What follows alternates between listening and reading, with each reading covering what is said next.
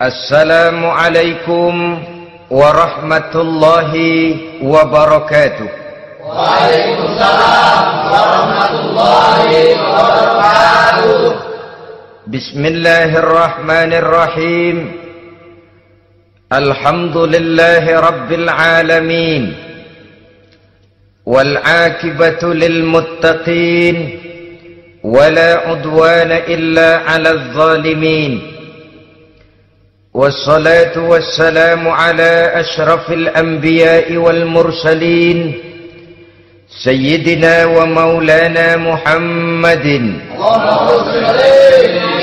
وعلى آله وأصحابه المجاهدين الطاهرين أما بعد. Saudara-saudara kaum muslimin rahimakumullah. Salah satu kelebihan makhluk bernama manusia, yaitu bahwa Allah subhanahu wa ta'ala menghiasi hidup manusia ini dengan syahwat, atau yang lazimnya kita sebut sebagai hawa nafsu. Inilah tenaga yang merupakan daya dorong yang melahirkan dinamika dalam kehidupan manusia, yang menyebabkan terus-menerus terjadinya perkembangan dalam sejarah peradaban dan kehidupan manusia. Hawa nafsu bisa melambungkan seseorang kepada puncak kejayaan, dan hawa nafsu dapat menenggelamkan seseorang ke dasar jurang kehancuran yang paling dalam. Pada surah Ali Imran ayat 14, Allah subhanahu wa ta'ala berfirman, A'udzu billahi minasy syaithanir rajim. Zuyyina lin-nasi hubbus syahawati minan nisa'i wal banin wal qanatiril muqantarati minadh dhahabi wal fiddah wal khaylil musawwamati wal an'ami wal harth. Dzalika mata'ul hayatid dunya wallahu 'indahu husnul ma'ab. Mari kita perhatikan ayat ini lebih dekat lagi. Allah subhanahu wa ta'ala menjelaskan, Zuyyina linnasi hubbus syahawat. Makhluk manusia itu dihiasi dengan hawa nafsu. Dengan kata lain, hawa nafsu adalah perhiasan. Manusia tanpa hawa nafsu sama saja dengan orang yang tidak berhias, monoton, tidak mempunyai perkembangan dalam gerak kehidupannya. Tetapi kalau hawa nafsu adalah perhiasan, maka jika kita berbicara soal perhiasan, ada dua hal yang harus menjadi catatan pokok. Pertama, kapan satu perhiasan boleh kita pakai? Yang kedua, di mana perhiasan itu harus kita pakai? Kalau saudara berdandan rapi, pakai sepatu dengan kaos kaki, celana, jas, pakai dasi segala macam, tapi itu saudara lakukan pada saat saudara akan pergi ke WC, maka saudara sudah memakai perhiasan tidak pada waktu yang tepat. Begitupun sebaliknya, kalau jam tangan saudara pakai di kaki, kopiah saudara pasang di kaki, lalu sepatu naik ke atas jidat, maka saudara memakai perhiasan tidak pada tempatnya yang tepat. Demikian juga sifat yang bernama nafsu. Kapan dia boleh diperturutkan, di mana dia boleh disalurkan, adalah tugas daripada agama untuk mengatur syahwat atau hawa nafsu. Lihatlah kehidupan malaikat. Malaikat makhluk yang diciptakan Allah tanpa hawa nafsu. Maka kehidupan malaikat monoton. Malaikat tidak mempunyai peradaban dan kebudayaan. Malaikat adalah makhluk yang secara instinktif diciptakan untuk berbakti, tidak punya alternatif atau pilihan lain. Saudara lihat, ada malaikat yang sejak diciptakan diperintahkan untuk sujud, sujud saja sampai sekarang, enggak bangun-bangun. Ada malaikat yang sejak diciptakan diperintahkan untuk tasbih, tasbih saja, yang lain tidak. Ada malaikat yang sejak diciptakan diperintahkan mencabut nyawa, nyawa saja urusannya, yang lain tidak. Pekerjaannya monoton, tetapi memang karena tidak ada hawa nafsu, tidak ada kecenderungan malaikat untuk nyeleweng. Belum pernah kita dengar misalnya ada malaikat Jibril korupsi ayat. Ini kelihatannya ayat bagus ini, nggak usah disampaikan kepada bawahan Muhammad, dipakai sendiri saja. Tidak. Kita belum pernah dengar malaikat maut keliru mencabut nyawa orang yang belum waktunya modar. Belum pernah. Malaikat itu ibadun mukramun, la ya'sunallaha fima amarahum wa yaf'aluna ma yu'marun. Maka kehidupan malaikat adalah monoton. Dinamika tidak ada, peradaban dan kebudayaan juga tidak ada.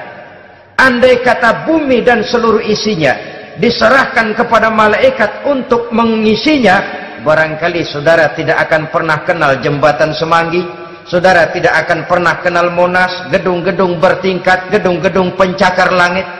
Semua yang menggerakkan itu adalah karena manusia mempunyai hawa nafsu. Nah, kemudian pada kalimat berikutnya Allah memberikan rincian. Apa nafsu kepada apa yang paling menonjol dalam kehidupan manusia itu? Pertama, minan nisa, hawa nafsu kepada perempuan. Ini tentu yang ditujukan laki-laki. Dimanapun saja makhluk bernama laki-laki, kalau dia normal, tidak impoten, mesti suka kepada perempuan. Itu wajar bin pantas alias normal. Tetapi tadi saya katakan di awal, nafsu kepada perempuan adalah perhiasan. Kapan makainya, di mana makainya, itulah tugas agama memberikan tuntunan dan aturan. Saudara-saudara kaum muslimin rahimakumullah, nafsu kepada wanita dapat mengantarkan seseorang kepada puncak kejayaan, tapi nafsu kepada wanita bisa menenggelamkan seseorang ke jurang kehancuran. Bergantung kepada latar belakang apa yang mendorong timbulnya syahwat tadi. Dengan kata lain, motivasi syahwat tadi digerakkan oleh iman dan ketakwaan, atau semata-mata karena memang syahwat yang merupakan kendaraan iblis. Penyelewengan pertama yang terjadi dalam sejarah kehidupan manusia adalah penyelewengan yang dilakukan oleh Nabi Adam alaihi salam pada saat ia memetik buah khuldi. Kenapa itu dilakukan oleh Nabi Adam? Karena terdorong oleh rasa sayang dan cinta kepada istrinya Hawa. Sebenarnya Hawa lah yang merajuk, Siti Hawa lah yang membujuk, dan Nabi Adam oleh karena syahwatnya kepada istrinya memperturutkan bujukan Siti Hawa itu. Peristiwa Nabi Adam ribuan tahun yang lalu akan terus relevan sampai ke zaman kita sekarang ini. Berapa banyak orang-orang yang karena terlalu ingin menyenangkan istrinya, lalu tidak segan-segan melakukan perbuatan yang menyimpang, baik itu merugikan orang lain, merugikan masyarakat, bahkan merugikan bangsa dan negaranya. Seorang pedagang tidak akan segan-segan menipu. Sebaliknya pun begitu. Tidak jarang wanita di dalam kelemahannya bisa menenggelamkan dunia. Seorang suami yang jujur, polos, lugu, sederhana bisa jadi koruptor ulung karena didorong-dorong oleh istrinya. Istrinya barangkali bisa saja dibakar-bakar oleh tetangganya. Suaminya jujur, sederhana, kepala bagian, tempatnya basah, tapi melarat. Istri rupanya tidak sabar melihat gaya hidup yang makin konsumtif, persaingan yang makin tajam. Suaminya dikipas-kipasin. Kata istrinya, "Bang, tetangga sebelah kita lakinya pegawai kecil, Bang, tapi gelangnya kayak pelek beca. Abang ini kepala bagian tidak bisa membelikan saya macam itu, percuma lah. Kata suaminya, ya bagaimana bu, gaji saya cuma segitu-gitunya. Ya namanya kepala bagian, apaan kayak sabet dulu. Kalau sudah berpikir ke arah ini, artinya sudah ngipasi suaminya untuk melakukan tindakan yang tidak wajar. Saudara-saudara kaum muslimin rahimakumullah, sejak zaman klasik sampai kepada zaman kita sekarang ini, kita melihat kecenderungan syahwat kepada wanita ini. Julius Caesar yang katanya gagah perkasa, ternyata tunduk di bawah kaki Cleopatra. Napoleon Bonaparte, the Lion of Europe, singa daratan Eropa, luas kekuasaannya, gagah perkasa tentaranya, kepada siapa dia tunduk? Ke bawah kakinya Margaret Josephine. Demikianlah di zaman kita sekarang, kita melihat di Jepang, betapa Perdana Menteri Uno didesak mengundurkan diri dari jabatan Perdana Menterinya oleh karena terlibat skandal dengan geisha. Kita juga melihat di Amerika, betapa Senator Gary Hart dari Partai Demokrat yang masih muda, jenius, diharapkan masa depan Amerika lahir dari tangannya, terpaksa mengundurkan diri dari calon presiden oleh karena terlibat skandal dengan Donna Rice. Kita juga menyaksikan betapa parlemen dan kabinet di Inggris sempat geger oleh karena skandal Pamela Bordes, pelacur kelas kakap yang melanglang buana mencari sasaran-sasaran kakap. Ini adalah kisah kejatuhan yang diakibatkan oleh hubbus syahawat minan nisa.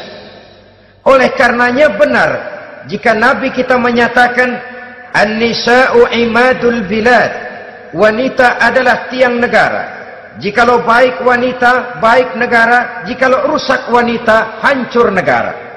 Kalau syahwat kepada wanita cuma semata-mata karena syahwat, maka seorang laki-laki akan memandang wanita cuma sekedar alat pemuas hawa nafsu.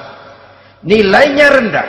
Sedangkan agama kita mengajarkan ma akraman nisaa illa karimun wa ma ahanan nisaa illa laimun, kata Nabi. Tidak akan menghormati kaum wanita kecuali orang-orang yang terhormat, dan tidak akan merendahkan derajat kaum wanita kecuali memang orang-orang yang rendah moralnya. Dengan kata lain, apabila syahwat minan nisa ini dilandasi dengan semangat iman dan ketakwaan, maka kehidupan Rasulullah sallallahu alaihi wasallam sungguh menjadi figur dan contoh dalam kehidupan kita. Perkawinannya bukan karena wajah yang cantik semata-mata, tapi lebih merupakan nilai ibadah kepada Allah Subhanahu wa ta'ala. Dengan demikian, kecenderungan kepada hubbus syahawat minan nisa dikontrol oleh nilai iman. Barometernya, tolok ukurnya adalah iman. Di zaman sekarang banyak kasus kawin campur yang pada akhirnya akan membingungkan kita sendiri.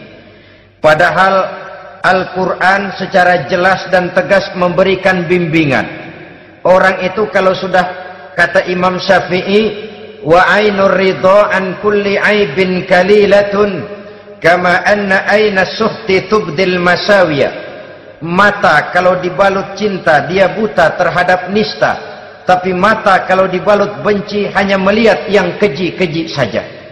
Biasanya cinta kepada wanita memang bisa menimbulkan dorongan yang positif, tapi juga bisa membuat seseorang buta sama sekali. Dorongan yang positif paling kurang dari segi penampilan. Coba lihat lelaki kalau lagi demen perempuan, lenjeh banget kan? Sisiran rambutnya rapi, teriskaan bajunya lancip, sepatunya mengkilat, kantong celananya tebel, perkara anduk isinya bukan soal. Yang penting kan gaya. Lalu dinamis, kreativitasnya ada saja timbul. Tapi pada sisi lain, jikalau orang sudah kehilangan pertimbangan, juga kadang-kadang tidak segan-segan mengorbankan akidah, mengorbankan nilai-nilai iman, padahal ini taruhan utama, sampai Quran dengan tegas memberikan peringatan. Wala ammatun mu'minatun khairun min musyrikatin walau a'jabatkum. Perempuan budak yang hitam legam, kalau beriman itu lebih baik untuk dinikahi daripada wanita cantik berkulit kuning langsat tapi musyrik. Lebih baik budak yang hitam legam beriman daripada wanita cantik berkulit kuning langsat berhati bangsat. Tapi kita kadang kehilangan pertimbangan. Karena agama, karena cinta agama digadaikan. Karena cinta akidah terjual. Karena cinta keyakinan jadi korban. Ini semua penyakit yang datang dari hubbus syahawat minan nisa. Kecenderungan mengumbar nafsu kepada perempuan. Ini memang perhiasan. Tapi bisa juga jadi bumerang dalam kehidupan manusia. Berapa banyak penyelewengan terjadi karena pengaruh wanita. Yang tidak bisa jadi bisa. Ini pengaruh di dalam kehidupan memang sedemikian besarnya. Sehingga saudara-saudara kaum muslimin, inilah yang perlu dikendalikan dalam kehidupan, kapan dan di mana. Kalau nafsu adalah perhiasan, kapan dan di mana perhiasan itu harus kita pakai? Di mana dia harus kita tempatkan? Begitu juga yang menyangkut soal perempuan. Kapan?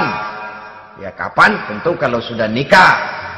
Di mana? Yang jelas bukan di depan umum.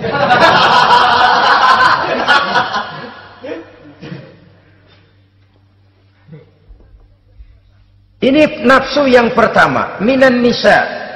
Yang kedua, wal banin. Dihiasi juga manusia dengan kecintaan kepada banin. Makna banin di sini al aulad, anak-anak laki. Kenapa disebut banin, anak-anak laki? Karena pertama, sering anak laki itu lebih jadi kebanggaan buat orang tuanya ketimbang anak perempuan. Sebabnya apa? Pertama, faktor nasab. Silsilah lebih kuat kepada laki-laki ketimbang perempuan. Yang kedua, faktor cita-cita. Orang tua kalau punya anak laki-laki, cita-citanya panjang. Nak, kau nanti jadi dokter ya. Nak, jadi insinyur ya. Nak, jadi pilot ya. Nak, jadi pengusaha ya. Nak, jadi presiden ya. Tapi kalau dia punya anak perempuan, paling, ya nak, mudah-mudahan nanti kamu dapat jodoh orang baik, nak. Dapat jodoh orang soleh. Saudara-saudara, yang ketiga, anak perempuan itu kalau sudah berkeluarga biasanya pindah kepada lingkungan keluarga lain. Sehingga orang berkata, punya anak perempuan banyak sebenarnya seperti agen. Artinya ada yang mau bawa, kan begitu. Ada yang minta, ambil. Ada yang berminat, buntel. Paling dia nengokin orang tuanya ya lebaran. Ya syukur kalau sebulan sekali atau seminggu sekali. Tapi minimnya kan lebaran. Dengan demikian dari garis nasab ini lebih kuat al-banin ketimbang al-banat. Manusia dihiasi dengan kecintaan kepada anak-anak. Sering karena terlalu cinta kepada anak, kita menjerumuskan anak. Terlalu sayang kepada anak, segala maunya kita perturutkan tanpa kendali dan kendala. Akhirnya sifat yang demikian itu malah mendorong anak untuk manja, tidak percaya kepada kemampuan yang dimilikinya, selalu mengandalkan kepada kebesaran, kemampuan daripada orang-orang yang dibanggakannya itu. Dan dalam kondisi demikian, kedewasaan dan tanggung jawabnya akan lambat berkembang. Maka Allah Subhanahu wa ta'ala memperingatkan bahwa harta dan anak bisa menjadi fitnah. Dalam ayat lain Allah juga memperingatkan, ya ayyuhalladzina amanu la tulhikum amwalukum wa auladukum an dzikrillah. Wahai orang-orang yang beriman, jangan sampai hartamu dan anak-anakmu memalingkan kamu daripada mengingat Allah. Jangan sampai kesibukanmu kepada anak dan harta benda menyebabkan kamu sampai lupa mengingat Allah Subhanahu wa ta'ala. Berapa banyak manusia yang tenggelam dengan melupakan Allah, jauh dari agama, jauh dari tuntunan syariat, oleh karena disibukkan oleh persoalan anak dan persoalan harta benda. Maka satu-satunya jalan, jikalau kita tidak ingin anak kita sampai memalingkan kita daripada mengingat Allah, nilai-nilai keimanan harus ditanamkan kepada mereka sedini mungkin. Dengan bekal ini, maka mereka, anak-anak kita, insya Allah tidak akan membuat kita orang-orang tua ini berpaling daripada mengingat Allah, berpaling daripada kehidupan beragama.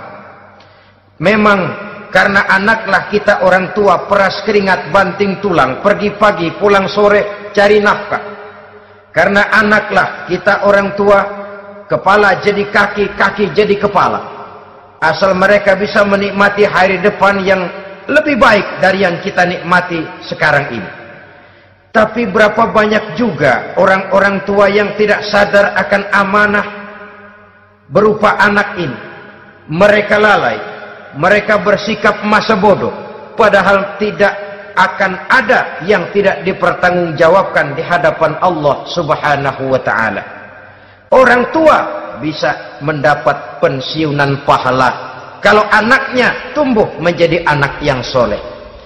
Tetapi orang tua pun bisa saja masuk neraka karena anaknya menjadi anak yang kurang ajar dan orang tuanya sama sekali tidak pernah memberikan pendidikan yang sebagaimana mestinya.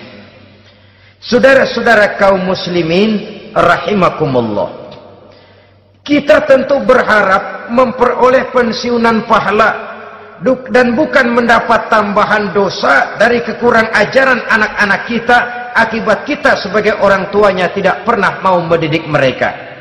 Dalam hadis ada diriwayatkan, ada anak kurang ajar, sembahyang tidak, puasa ibadah tidak, kenal Allah tidak, beriman pun tidak, dosa kelewat banyak, kejahatan berkarat.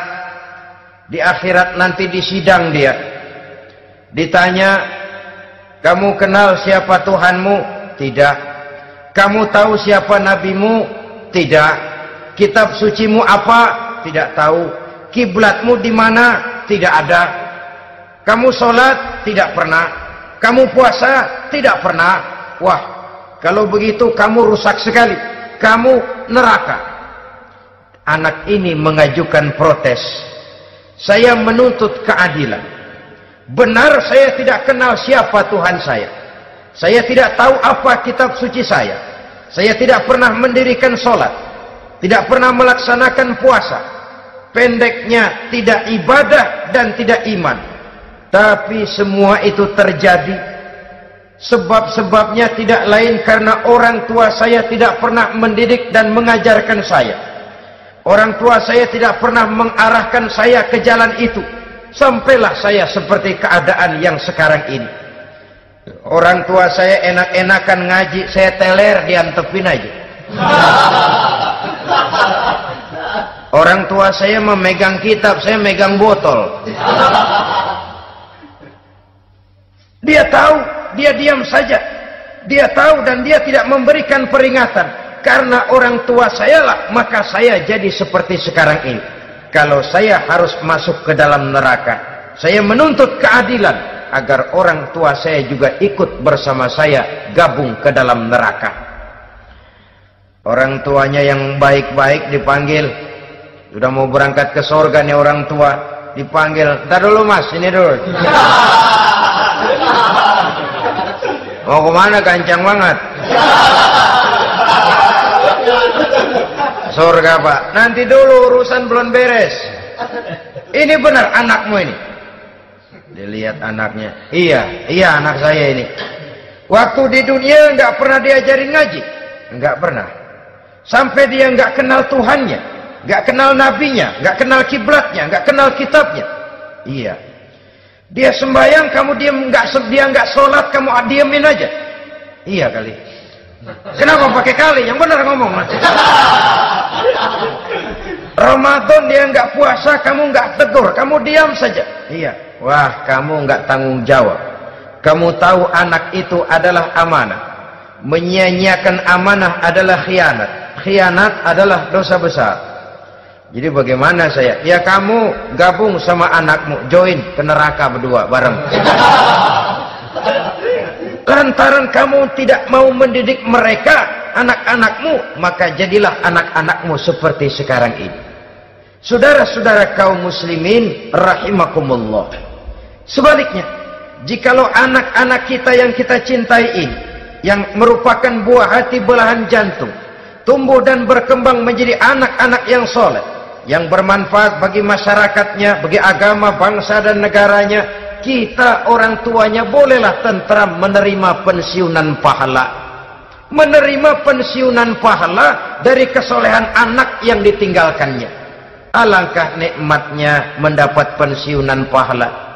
Terbaring kita di bawah pohon kemboja, nilai kebaikan kita dikenal orang, nama kita akan tetap hidup. Oleh karena kita meninggalkan anak-anak yang tumbuh menjadi generasi yang soleh, bukan anak yang salah.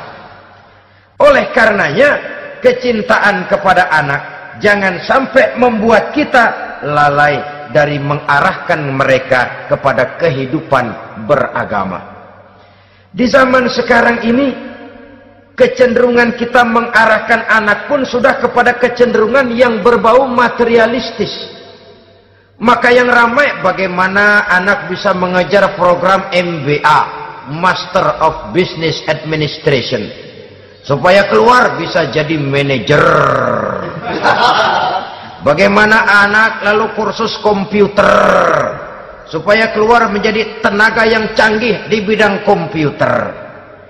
Ya, kalau dia perempuan cantik, bagaimana dia bisa masuk Akademi Sekretaris and Management, supaya bisa jadi sekretaris.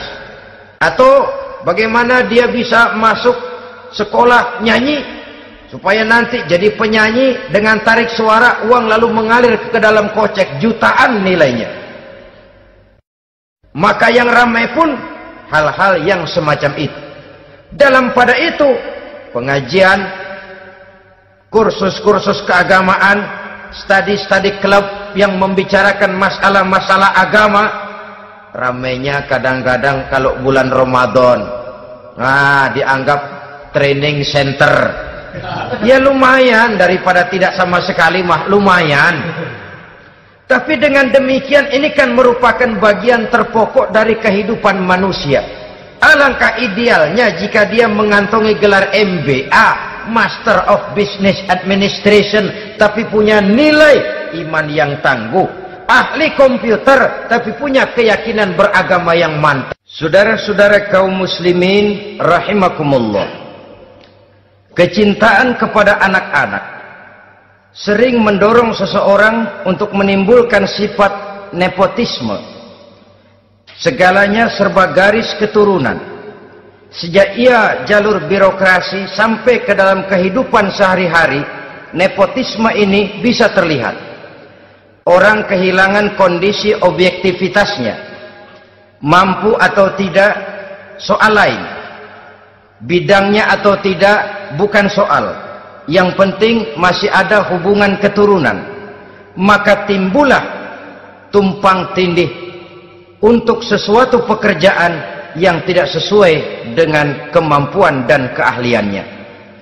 Di desa-desa kita melihat masjid, ketua masjid bapaknya, bendahara anaknya, sekretaris mantunya,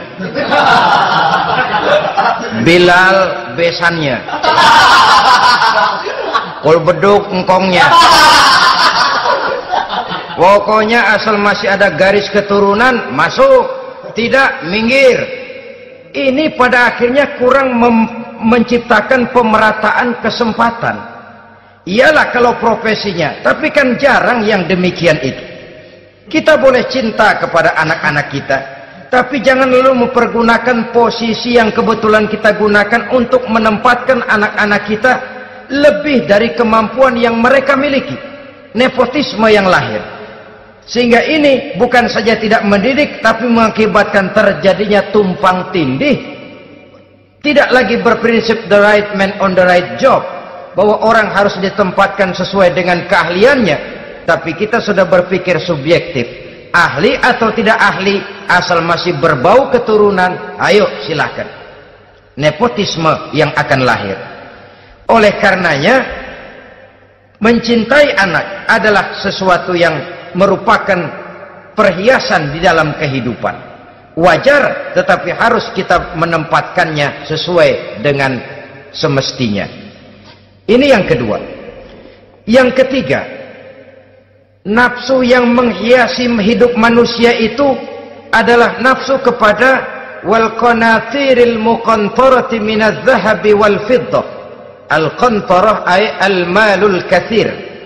Kecintaan, kesenangan, nafsu kepada harta benda yang banyak daripada emas dan perak. Ini tentu sesuai dengan situasi dan kondisi. Kecintaan untuk mengumpulkan harta benda yang sebanyak-banyaknya, baik itu berupa emas, baik itu berupa perak. Ini cuma penyebutan beberapa jenis dari kecenderungan manusia kepada harta benda.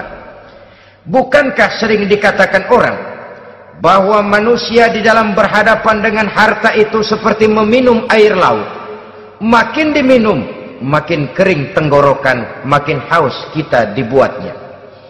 Apabila watak ini kita perturutkan, maka manusia tidak akan pernah kenal puas, tidak akan pernah kenal cukup. Nabi kita memberikan peringatan, "Lau anna libni Adam wadiyani min zahabin labtagha lahu mathalisan wa la yamla'u jawfa ibni Adam illa turab." Andai kata manusia mempunyai dua buah ladang yang seluruhnya berisi emas, akan puaskah manusia? Tidak, mereka akan cari ladang emas yang ketiga. "Wa la yamla'u jawfa ibni Adam illa turab." Sungguh mulut manusia ini tidak akan pernah penuh terisi kecuali kalau sudah disumpal dengan tanah. Artinya kalau sudah dia dipendam di liang lahat baru cukup. Tetapi sepanjang dia masih bergerak, masih hidup dan bernyawa, masih bisa berusaha dan berbuat, dia tidak akan pernah mengenal puas. Ini akan mendorong manusia terjebak kepada menghalalkan segala cara untuk mencapai tujuan. Yang penting kaya, kan begitu. Dan cepat. Sebab sekarang orang sering motong kompas. Yang penting kan cepat kaya. Soal cara, kalau jujur aja mah, sampai kapan mau kaya? Perkara itu renten, bukan soal. Perkara itu judi, tidak jadi masalah. Perkara itu korupsi, menyangkut hak orang banyak, bukan soal. Yang penting cepat kaya. Dan anehnya lagi, tidak malu menumpuk kekayaan dengan cara yang tidak wajar. Ya kan orang hidup bermasyarakat tuh bisa dianalisa tuh. Emang usahanya apa sih? Gajinya sebulan berapa sih? Kok bisa gitu-gitu bener sih? Dari mana sih? Secara langsung orang tidak berani bertanya, tapi dari mulut ke mulut akhirnya tersebar jadi rahasia umum. Si Ano kan punya ano, dia anonya seano. Ini bisa jadi bahan pertanyaan dalam kehidupan, akhirnya jadi gunjingan. Orang sudah tidak terlalu peduli dari mana kekayaan itu diperoleh, yang penting kaya. Dengan menghalalkan segala macam cara, terjebaklah ke dalam cara-cara mafia, terjebaklah ke dalam cara-cara yang tidak wajar, tidak bijaksana, memperkuat klik, clean, dengan menghantam yang lain. Saudara-saudara kaum muslimin rahimakumullah, bahwa manusia punya nafsu ingin kaya itu boleh. Agama memberikan tuntunan, memberikan aturan. Tidak hanya sekedar asal kaya, tidak hanya sekedar asal banyak harta. Malahan hadis menyatakan, kalau saudara diberikan umur panjang, pertanyaan akhirat cuma satu kok. Umurmu kau habiskan di mana? Kalau saudara diberikan amanah berupa ilmu pengetahuan, pertanyaan akhirat juga cuma satu kok. Ilmumu kau amalkan untuk apa? Tapi kalau kita diberikan amanah berupa harta benda, pertanyaan akhirat itu dua. Min aina iktasabahu wa fima anfaqahu. Dari mana hartamu kau dapat, kemana hartamu kau belanjakan. Dari mananya ditanya, kemananya juga ditanya. Depan belakang ditanya. Dan kalau mempergunakan harta untuk kesenangan syahwat, orang berani bukan main. Tapi kalau untuk kepentingan agama, yang hakikatnya untuk kepentingan dirinya sendiri, berat seperti nyabut bambu dari ujung. Orang kalau menyumbang masjid 100.000, itu kan zohirnya memberikan panitia masjid. Tapi hakikatnya kan dia nabung buat dirinya sendiri. Seolah-olah dia cuma berkata, Pak, tolong saya titip 100.000, ini untuk kepentingan saya di akhirat nanti. Silakan uangnya mau dibelikan semen, pasir, kaca, pintu, jendela, silakan. Saya cuma titip, ini untuk saya di akhirat nanti. 100.000 Pak. Zohirnya dia memberikan kepada panitia masjid, madrasah, pesantren, yatim piatu. Hakikatnya dia nabung buat dirinya sendiri di akhirat. Malah tabungan ini bukan SDSB namanya, SDBS.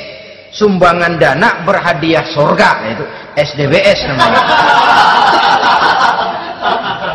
Sekarang orang mengejar SDSB, lalu berat mengejar SDBS. Sumbangan dana yang berhadiah surga. Langsung dari Allah Subhanahu wa ta'ala. Coba kalau dia main golf, sewa lapangan golf itu 400-500 ribu sebulan, paling 4-5 kali main. Beli stick golfnya saja sampai jutaan. Datang panitia pembangunan masjid 100.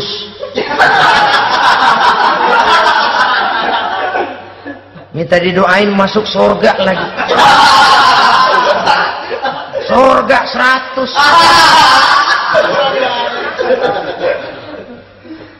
Saudara-saudara kaum muslimin rahimakumullah, kecintaan kepada harta benda yang banyak, baik berupa emas, berupa perak, mendorong orang untuk berlomba-lomba yang Allah peringatkan dalam Al-Quran, alhaakumut takatsur hatta zurtumul maqabir.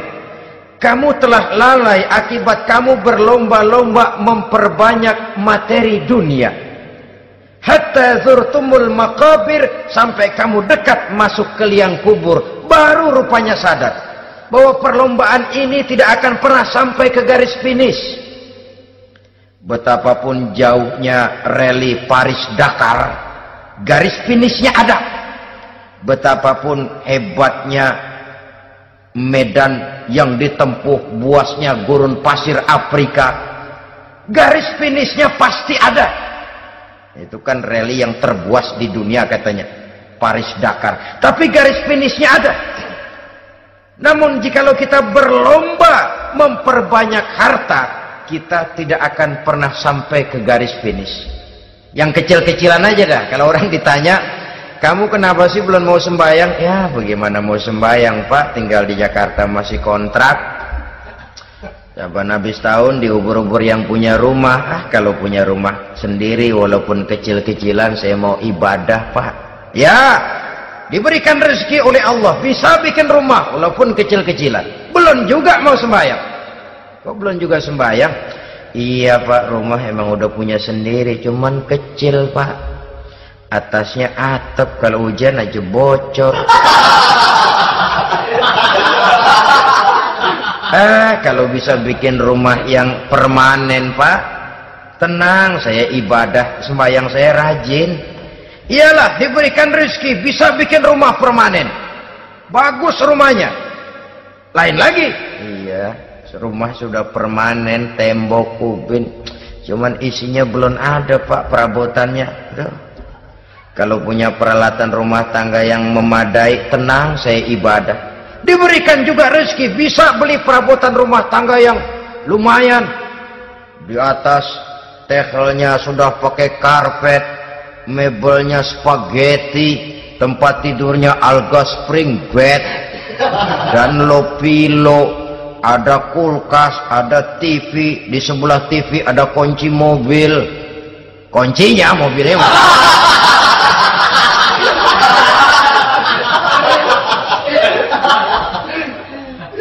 Bagaimana? Sekarang sudah cukup perabotan. Perabotan sudah ada, Pak, cuman kendaraan belum punya ini. Kemana-mana masih ngukur jalanan aja. Kalau punya kendaraan enak, kemana-mana cepet, Pak. Mau ke masjid juga getap dah, rajin. Diberikan rezeki, bisa beli kendaraan. Lain lagi nanti. Sudah punya sepeda, pengen punya motor, kepengen punya mobil, kepengen punya pesawat terbang, pengen punya kapal induk. Sudah punya kebun, pengen beli sawah, sudah punya sawah, pengen punya gunung, sudah punya gunung, laut diborong.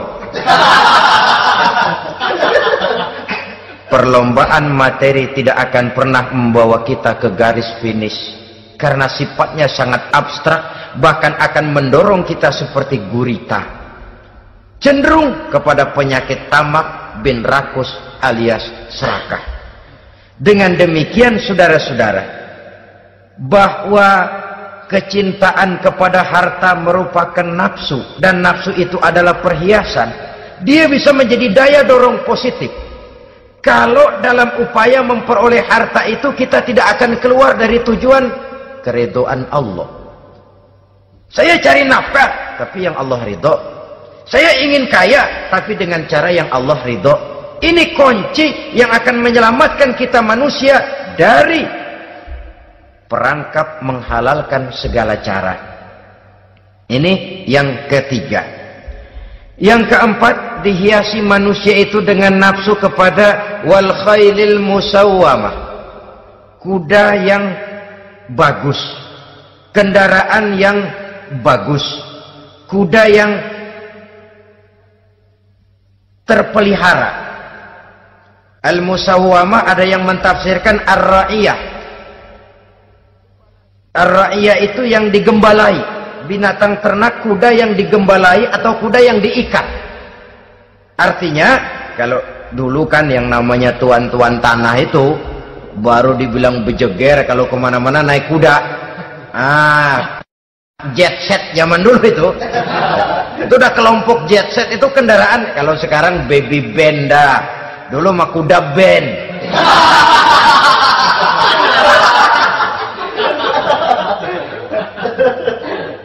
Manusia punya kecenderungan suka kepada kendaraan, apalagi di zaman sekarang ini. Wah, iklan-iklan itu kan sangat menggoda kita, melayani segala macam bentuk penjualan. Nah, ini lalu terangsang biar duit cekak. Kalau udah ngebaca itu, wah berani banget dah. Tahu duit nggak mungkin cukup, tapi begitu baca melayani segala macam bentuk penjualan dengan fasilitas ringan. Nah, jadi dah. Jadi juga punya mobil, jadi dah. Perkara utang itu bakal nyekek leher, bukan soal.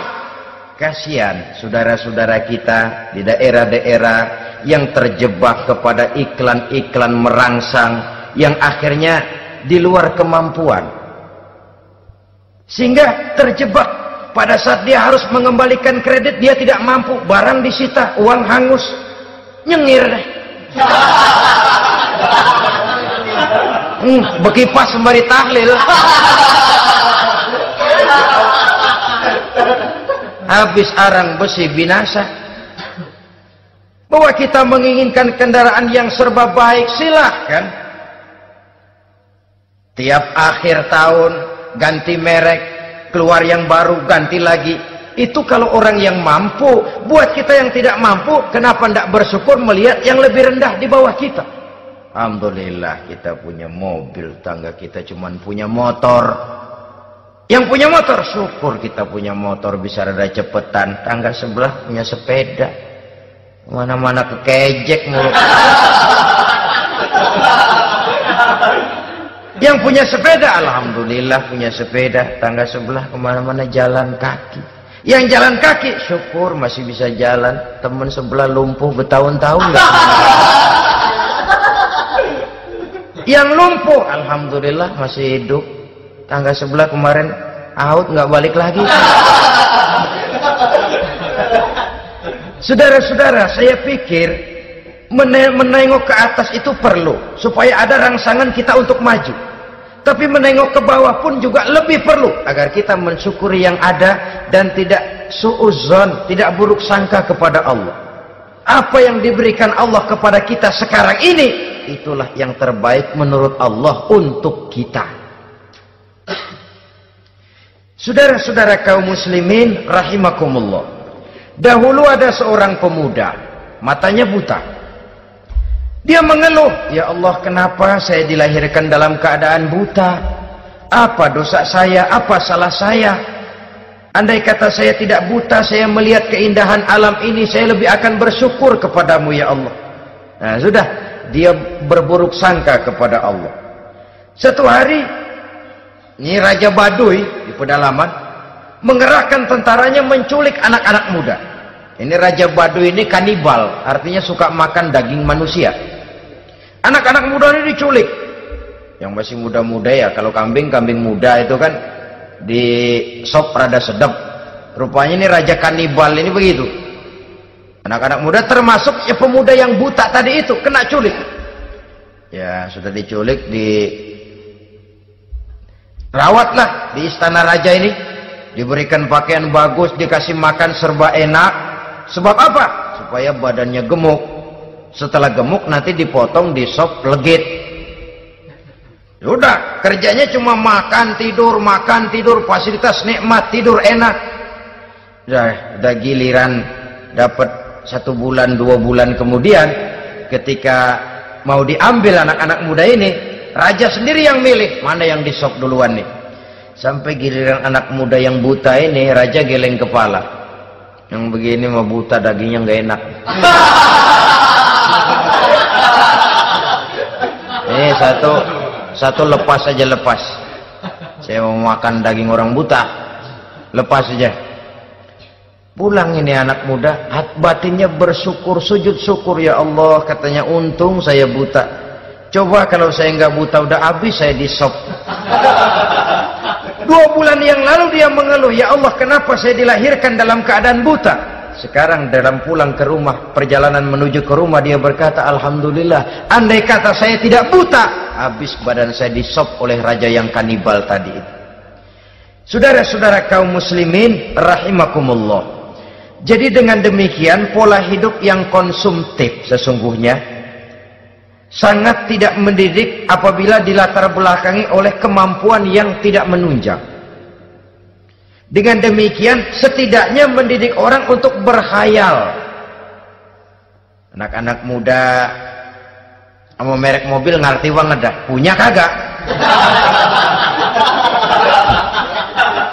Ini BMW model terakhir nih. Nih kemarin gue ngeliat di sana, gue megang ramai.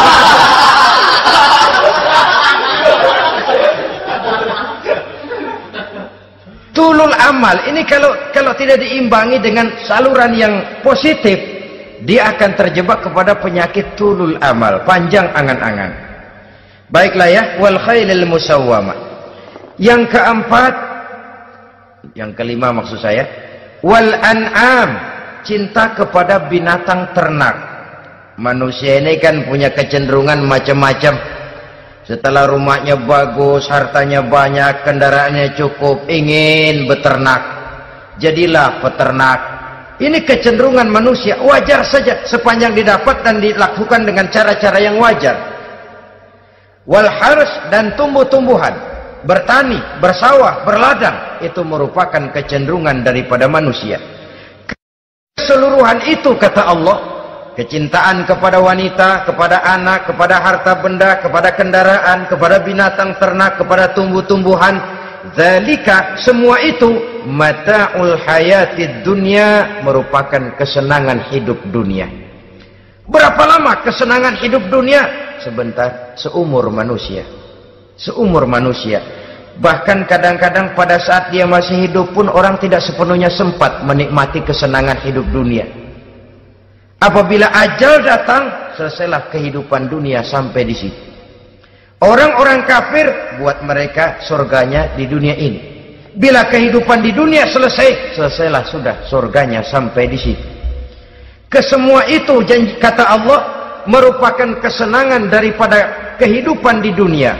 Wallahu indahu husnul ma'ab, dan Allah mempunyai tempat kembali yang sangat baik.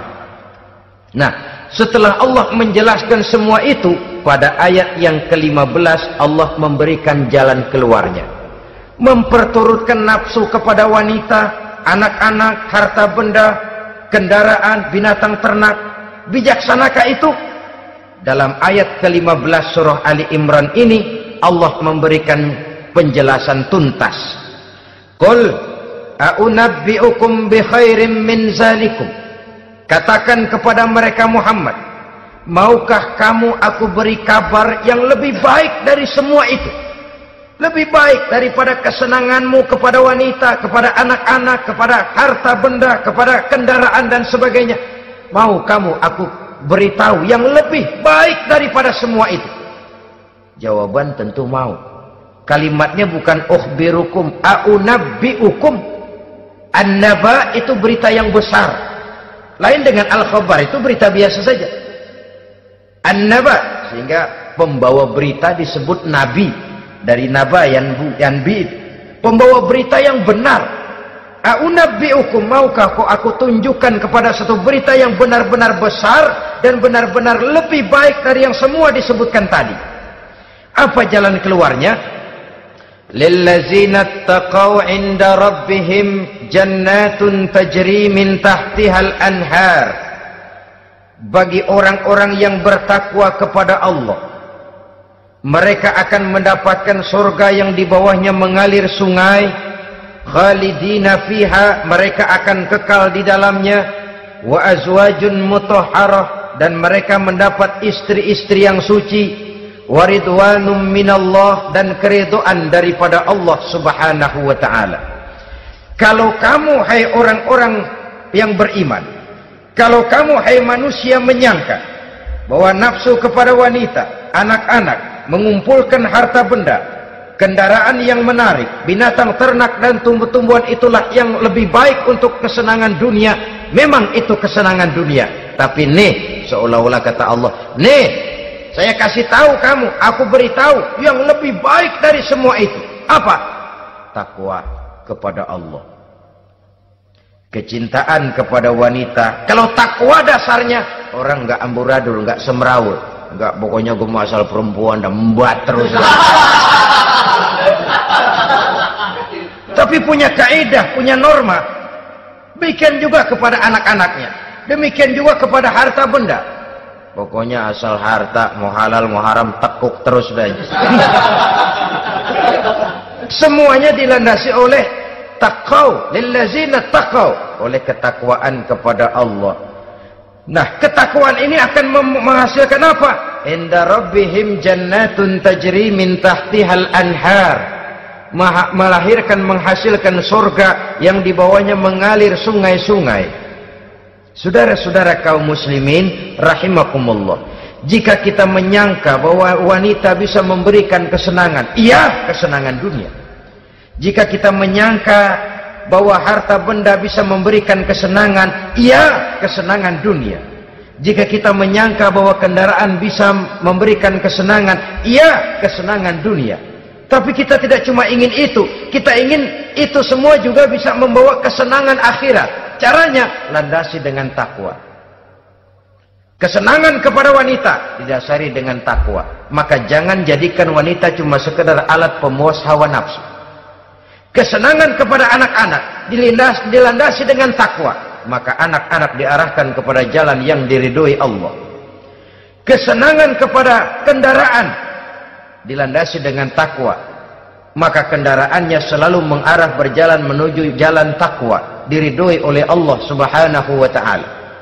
Kalau tidak, itu mobil asal lempengan Ancol gancang banget dah.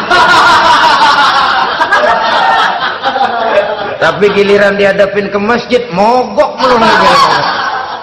Urusan ngaji ada aja halangannya tuh kendaraan. Tapi kalau untuk urusan maksiat, ngebut benar-benar.